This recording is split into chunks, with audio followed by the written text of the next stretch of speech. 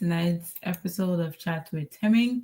And today is episode 10. We're at day 10, guys. So let's call this episode 10, okay? So today we're going to be talking about something very interesting that all of us go through. And sometimes it's so tough and you want to throw in the towel. But I'm here to remind you, I'm here to remind myself, I'm here to remind all of us that there is purpose in that pain that you're going through at the moment. There's a purpose wrapped inside that struggle that you're trying to handle or that you're juggling. Okay. So, and the thing is, when you put your mind to something, God will always make you to encounter situations or different things that will feed into that or that will impact that. Since May 1st, I've been on this journey of chat with him. Um, and it's like every day when I'm thinking on what to talk about, I come across a content, I come across, I know, a verse. I could just pick it up from church. I could get something from praying, and I could get something from online, and it just comes with a whole new perspective. Okay, so tonight I want to talk about uh, uh, the purpose in your pain. Okay, all of us experience pain on different levels, and we react to pain differently. Okay, we all react to pain differently. We all experience pain on a whole different level, and and and the thing is, we all handle it differently. Okay, so tonight I want to welcome us all to say welcome to tonight's episode of Chat with Themmy. If you're watching, my name is Thelma Titi Ahamba. Good evening, good morning, good afternoon, good night, wherever you're watching this from, whether now or you're going to be watching the replay. I want to say you're very welcome to sit with me tonight and have this conversation. Okay. So this is and I think this is, I didn't even think of it. Now that I'm thinking of it, I was a contributing author to a book called The International Day of a Girl, A Walk in Our Life, by the amazing Leslie George. And this was my topic in the book. Like literally now they just came to me. This was my topic in the book, right? Like the authors were a different topic, and this was my topic in the book, in that book. That book is on Amazon. I think I should look up the link and put it here tonight so you guys can check it out. But I wasn't even thinking about the book. This topic it was something I was thinking about, and then I came across a reel actually, where I listened to Beyonce's speech, part of her speech from the CDFA Awards night, and I'll be citing some of some things from her experience. But quite often we encounter our foundation. Let me put it this way: our foundation is not as smooth, just like everyone else. Our foundation is not as smooth, and a lot of times you tend to ask yourself like, what am I going to do? How do I handle this? How can I go about something? You may come from a humble beginning. Someone may come from a family that's struggling mentally, or that's struggling emotionally, or that's going through several years of depression that have impacted their childhood and different things. Like, all of us foundation is, even though it's at different levels, but we all have our own unique challenges. All right, we all have our own unique challenges, and that's pretty interesting. Okay, but I want us all to be reminded tonight that irrespective of where you are on your journey, irrespective of what you're going through, there's a purpose for why whatever is happening to you. Or there's a purpose for whatever you're experiencing. There's a purpose why you're experiencing what you're experiencing. Okay, so uh, um let me just start with that, and then I'll go off into the other things I want to talk about. So listening to Beyonce's speech about uh, um I think they had given her an award or something, but it was just a reel that I came across. And she was telling the story of her grandmother. Her grandmother was a seamstress, and her grandmother did not have money to pay for her mother's, now Beyonce's mother, tuition. Okay, so in exchange for Beyonce's mom to go to school, the grandmother would sew stuff for the priests and the nuns and sell, and sew uniform for the students in exchange for her daughter's education. Now watch the sacrifice of somebody. I'm sure now it sounds like, oh, that's so sweet. Oh, she's such a strong woman. She's such a powerful woman. But at the time, it wasn't as sweet. It wasn't as pleasant to hear. Okay? It wasn't as pleasant to hear. It wasn't pleasant to experience that my child cannot go to school, and so to be able to get my child to be educated, I need to do something. I need to, do something in exchange, sort of like a barter trade. Okay, now that will lead me to say this: irrespective of what you're going through, you must learn to tap into your own internal resource that you have. Okay, because what the Bible says about talents, when Jesus told the story, the parable of the leader, the king that gave his 7 talents and then went away. What happened? Somebody was just too greedy. Oh, they give this person 5, they give this person 2. Oh, and then it's mean that they give 1. But what is in your hand? What can you do with that? I know you're struggling, but what are you holding? I know times are hard. I know the economy is not smiling. But what do you have? What are you holding? What can you do with what you have? What can you do with that skills you have? What can you do with that talent you have? And sometimes you may not know that you have a certain talent or how useful your gift may be to other people until you pushed against the wall. All right? Until you're pushed against the wall, you may not know how valuable what you have is. But here is Beyonce's mother, a grandmother, who did not have money for her child to go to school. And that resonated with me so well because it just made me think about when I was younger. My mom did not have enough money for my sisters and I to go to school. Okay? But my mom knew how to bake pastries from her mom. Okay, something similar.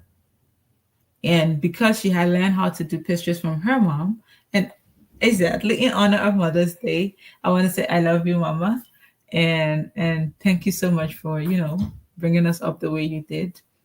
And my grandmother taught my mother how to bake pastries, and then my mother taught us how to bake. Okay, it was hard. That was like our only go-to for survival at the time. But guess what? I learned a lot of things from my mom, just bearing out her pure soul as a mother who's struggling to, raise her kids and stuff like that. But there are a lot of things that we could learn from that situation, not just how to bake.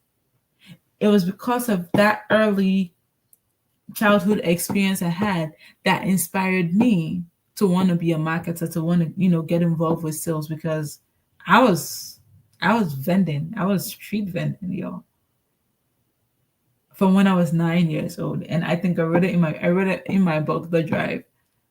Okay. I was literally street vending. All right.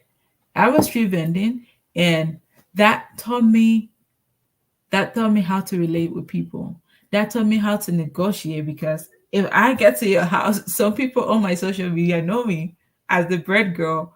But yes, I wore that with pride because at the time it was just for survival. But through the journey, it taught me a lot of different things. It taught me how to relate with people irrespective of their age, their class, their status, or whatever. It taught me how to relate with people. It taught me how to negotiate. It taught me how to sell, like sell. Whether you like it or not, you're selling. Whether you're good at it, you're not good at it, you're selling. You're selling product, service, or you're selling your image. All right. So if I were you, I'll get better at sales because sales is one profession that everyone partakes in, knowingly and unknowingly. All right. So I was street vending, y'all. Hi, Bill. Okay, someone has a question for me. Oh, my favorite is shortbread. So yes, I do shortbread very well. Shortbread and cornbread. But yeah, it's easy peasy for me to do shortbread. Okay, that's the response to a question on Instagram. What can I bake very well? So I was street vending, but here's what that taught me. It helped me decide. I was 9 when I started selling for my mom, and things were tough. Our school fees would be rationed. Oh, this person would go this term, this person will not go this term because my mom wanted all of us to experience education one way or the other. So sometimes the school fees were rationed.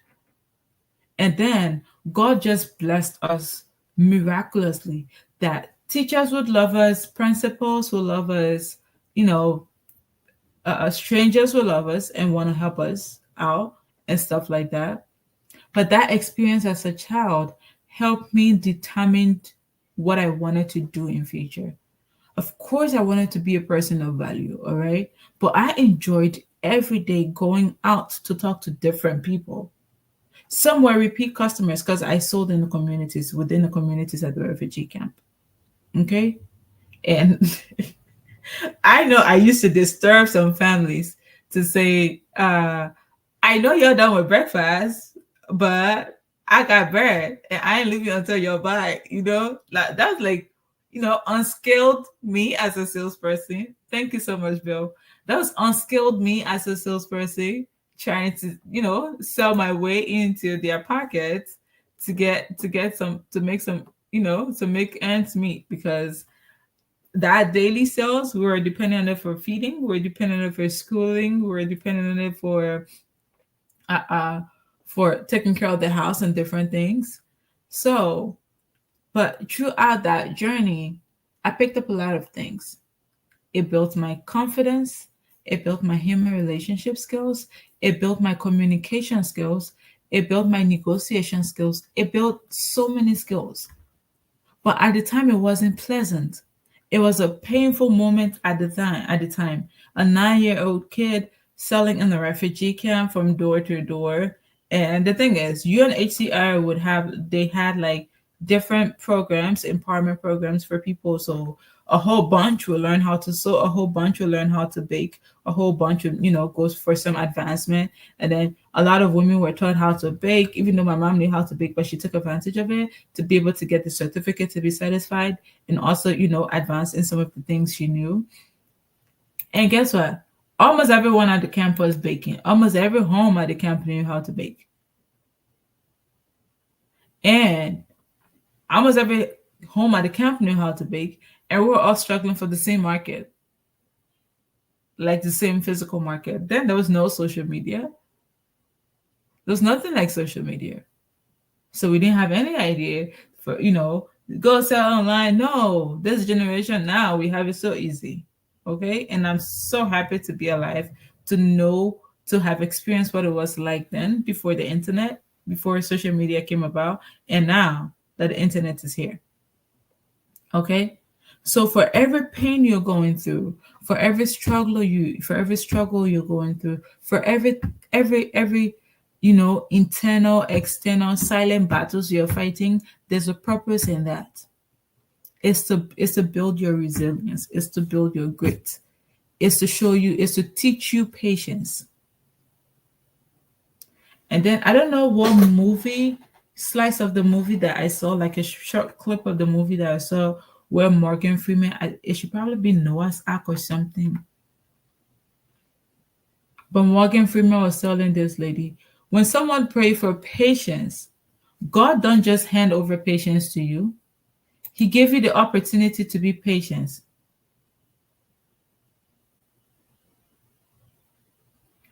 Thank you very much. I can't share this comment, but he said that's how you guys carry yourself, and I respect what and doing well in your lesson. Thank you, Bill.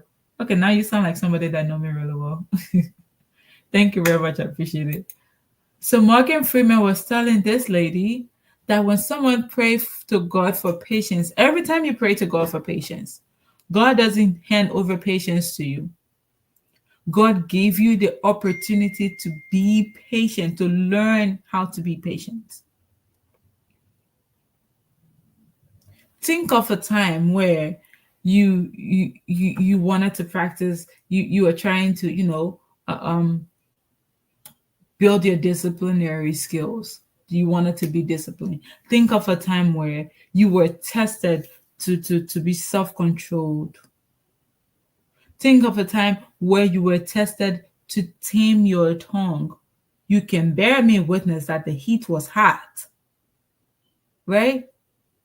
And it's okay if you slept then, but you might have experienced that. All right?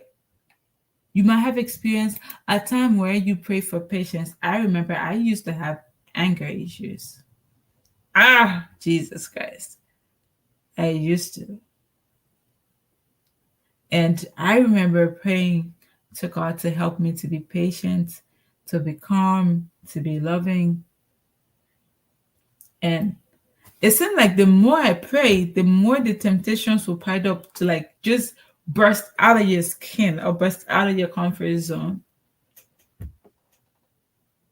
And then like you be tempted to the wall. Like you be pushed against the wall so hard. But that storm you're going through is meant to help you strengthen your wings so you can fly. That struggle you're having, that issues you're battling. Okay? Now listen to this. Let's go back to the story of Beyonce. Beyonce said her mom went to school all right, but then her grandmother passed on that sewing skills down to her mom. Okay? Down to her mom. And guess what happened? When they had started Destiny Child, she said they didn't have money for luxury brands or, all this expensive stuff to wear, all the high-end fashions and different things like that. And there was no designer that were making stuff for black curvy girls.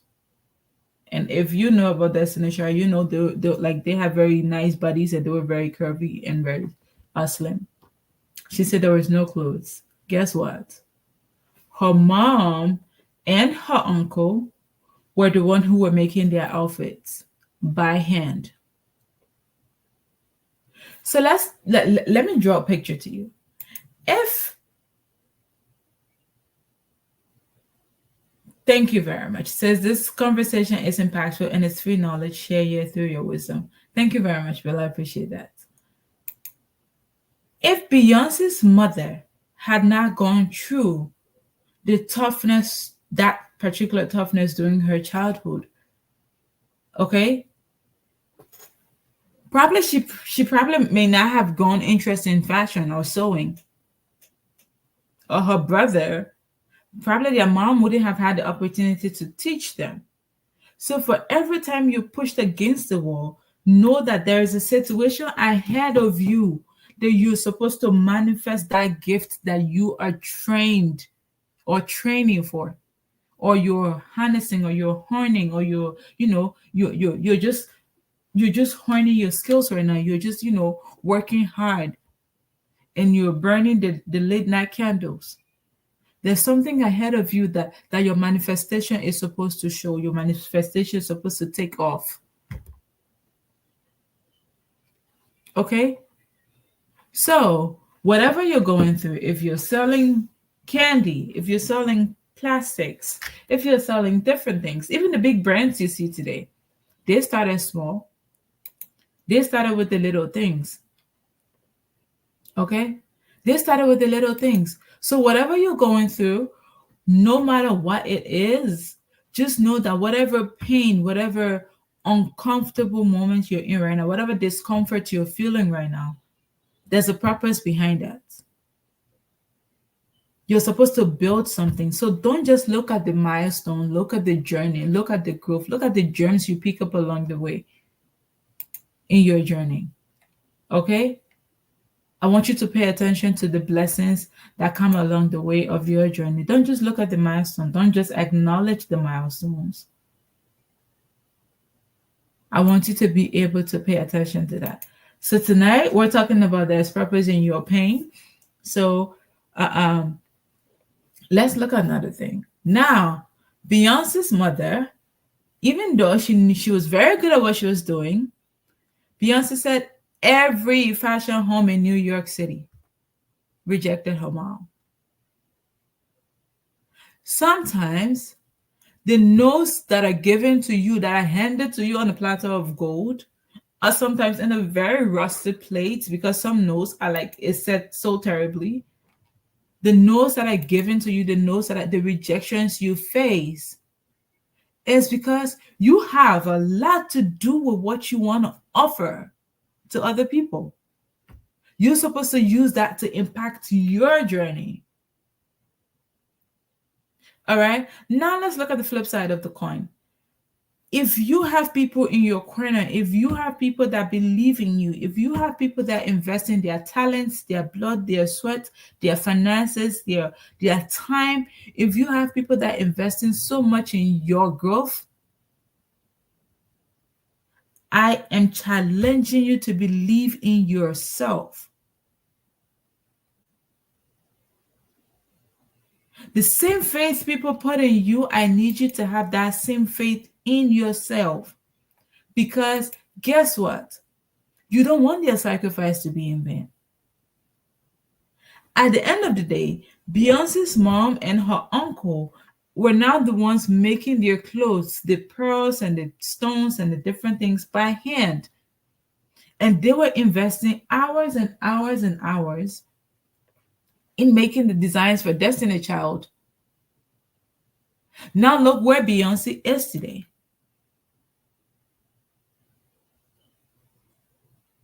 But see her behind the scenes episodes. When you have people in your corner that are using their gifts to help you manifest your dream, to help you manifest your talent, you're supposed to be on your toes. Like you're supposed to want to believe in yourself so much that you will be able to make them feel proud that their time, that their investment is not wasted. Okay? Hi Sharon. Thanks for joining. All right. So if you have people who believe in you, you want to use that to fuel your passion, to help you to jump that hurdle, to be able to take the next leap of faith. All right? That's what you want to do. So let's go back to my story then. What I was saying. So my mom invested in us baking. So good to see you too, Sharon. My mom invested in us how to bake. 2013, when my mom and my siblings left Accra from the refugee camp and they relocated back home, I was left alone in Ghana in college. I did not have my mom. I just had one auntie. And then the rest of the people were church folks. I just had one biological auntie at the camp. We didn't have it. We did not. Guess what? The selling that I had done for my mom from the age of 9 to the age of 21, that was what kicked in for my survival skills. Okay? I sold unashamed. I sold unapologetically. Like this time around, I was doing it for me. I was doing it for me, people. I did not have time to invest in baking or going here and there to to get stuff to bake and stuff. But guess what I did? I knew my mom seamstress at the camp. Okay, there's a lady that used to make our clothes. She was at the camp, and at the time, 2012, 2013, then everybody started seeing the beauty in African fabrics. All right, everybody started saying that. And guess what? It was the thing. It was the thing at the time. What did I do? I did not know how to sew. No, I did not. Thank you. Sewing is an art. It is. And today, my husband and I co-own a fashion brand at Handbag Clothing. So when I say there is purpose in your pain, there is purpose in your pain because I am a living witness of my purpose or my gift and talents being manifested through what I went through or through my experience. So back in college, I started that. I knew how to measure for my mom. My mom also knew how to sew by hand and stuff. I knew how to measure for my mom. I would do my friend's measurement, take it to Auntie Gloria at the camp, let her sew my friend's stuff. Guess what? They had their material sometimes. Sometimes I would buy the material. So I added, like, she would give me her charges. I would add a little service fee because I was moving from Accra to Budubram. That's like almost like a 2-3 hours journey if there's traffic, or sometimes more, depending on the traffic situation. So I would add what you call a service fee. I was the middle person. So I will do their measurements once in a while. If they want to go to the camp to see the tailor, the seamstress themselves, we would go to the camp. Okay. But that was how I started being an entrepreneur in school. And when I was doing that, my best friend called me out of the blue one day. I had gone to the camp for the weekend. And she was like, yo, Thelma, I saw something and I think you can do it. I'm like, what did you see? She said, I saw what Americans call flip flop. In Ghana, we call it chaluate. Okay. So she was like, in Liberia, we call it plenty chips slippers or bathroom slippers. That's how we call it in Liberia. All right. So Americans call it flip flop. Ghanaians call it chaluate. Liberians call it plantain chips slippers. All right. She was like, I saw that, and it was covered with African print fabric, and I think you can do that. I'm like, really? She was like, yeah. I was like, okay, let's try this. I went to the market, got a flip flop, got pieces of cloth that I had at home, and guess what? I did it. I think I still have the first picture of what I did in my Google Drive somewhere. I did that flip flop, and it wasn't perfect, but it was beautiful. And I was like, oh, really? So I can do stuff like this. And I was impressed with what I did. Yeah, I was impressed with what I did. Okay. And I'm like, you know what? I didn't take it serious at first. But I think I had wanted to travel to Liberia, which is my home country, for a vacation or something. My mom was sending for me. And I needed to do my laissez-passer. All right. Because I didn't have a passport at the time. So when I was getting ready to go to the embassy to do my laissez-passer, guess what? The sandals I was wearing to go to the embassy, it caught. Like, I think I had just stepped out of the house and then I stumped my toe and the sandal caught. I'm like, yo, thank God the sandal didn't caught in the middle of the road, because I don't know how I would have gotten home or continue my journey to go make my sandals. So right there, I had done the slippers before. Okay, so I had the glue, I had the materials, I had different things. I never had that appointment. I was just waking up to go to the embassy, so I wasn't against time or anything like that. I went back into the house. I was talking with one lady from our church at the camp then. I went back into the house. I sat on the floor. I covered my sandals. I put the rope back into the base. And guess what?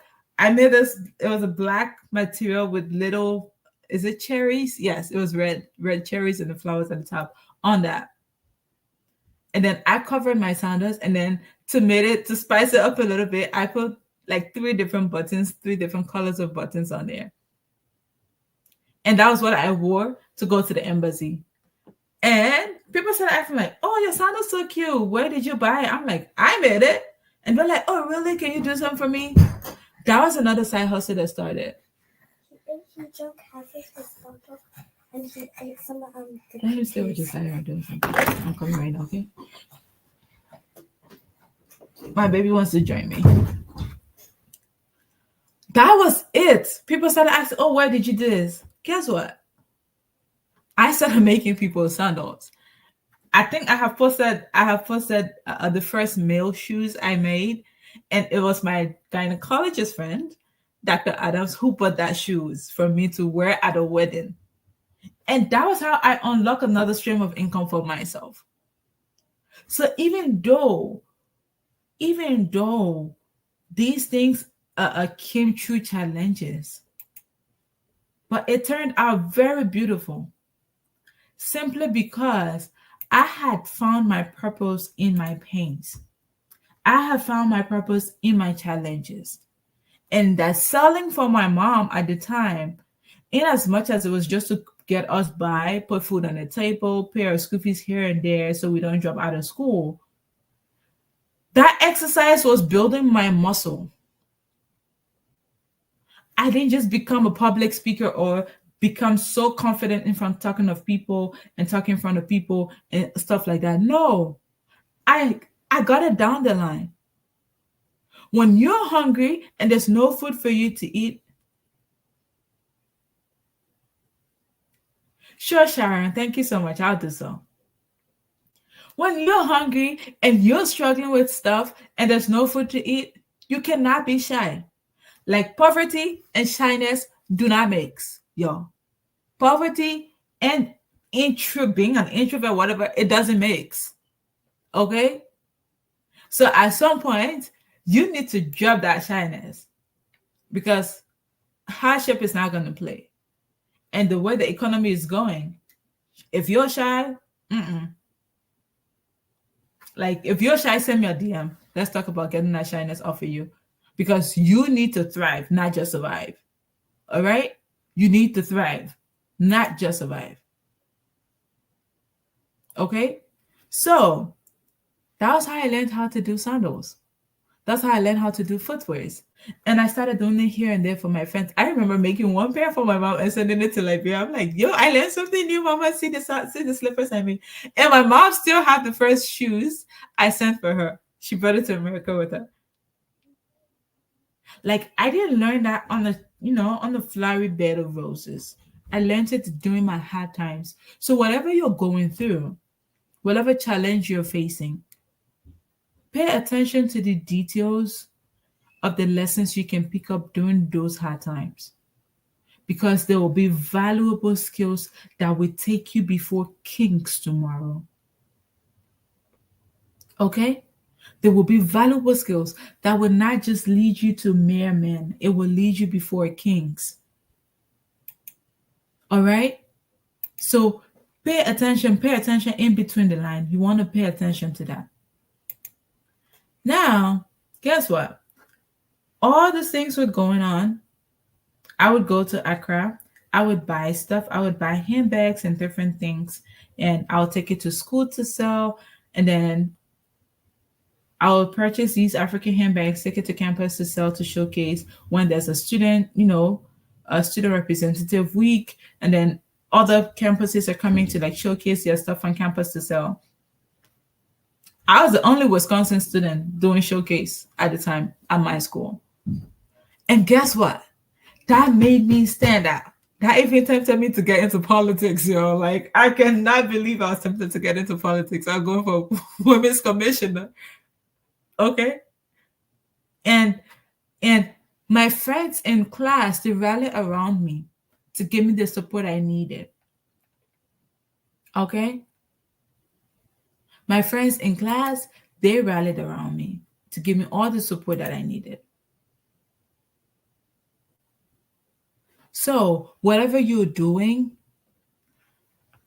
don't also, whatever challenges you're going through, try as much as possible So you're not leaning onto just one single stream of income. Whatever muscles you're building in your challenges, unlock another stream of income for you.